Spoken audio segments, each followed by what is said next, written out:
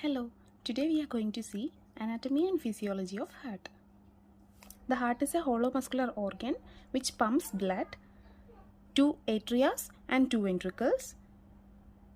The upper right one is the right atrium, below that is right ventricle. The upper left one is the left atrium and below that is left ventricle.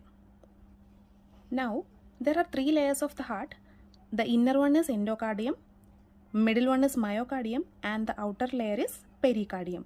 The myocardium is the thickest muscle layer which has all the coronary arteries and veins which supply the heart cells. Now we have superior and inferior vena cava here. Superior vena cava carries deoxygenated blood from upper part of the body and inferior vena cava carries deoxygenated blood from lower part of the body, which enters into the right atrium. When the right atrium contracts, the blood reaches to the right ventricle through a valve-like structure here, which is called as tricuspid valves. These valves only opens in one way and it will not allow the blood to go backward to the atria. These valves are connected to the heart with some tendons. They are called as chordae tendineae, which is connected to the papillary muscles of the heart. So when right ventricle contracts, the blood enters into the pulmonary artery, which here this pulmonary artery divides into two and it will go to the right and left lungs for purification. The pulmonary artery is the only artery which carries deoxygenated blood.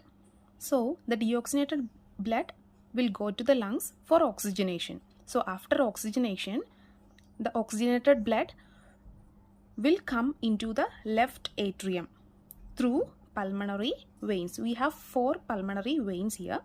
So through this pulmonary veins, the oxygenated blood will enters into the left atrium.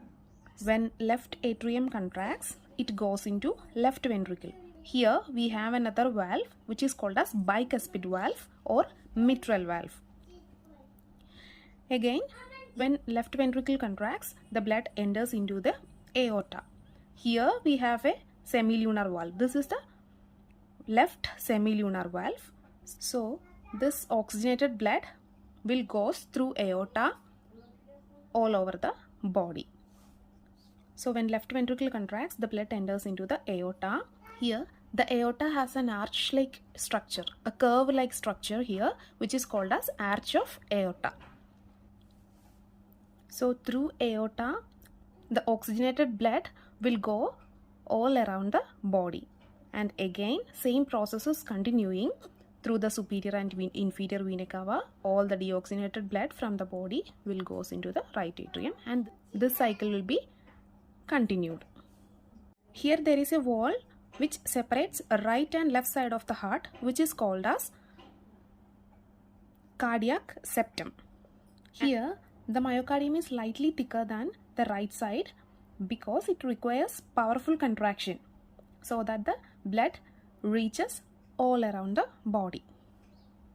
I hope you understand this video. If you like the video, please like, share and subscribe my channel. If you have any doubt, please leave a comment. Thank you.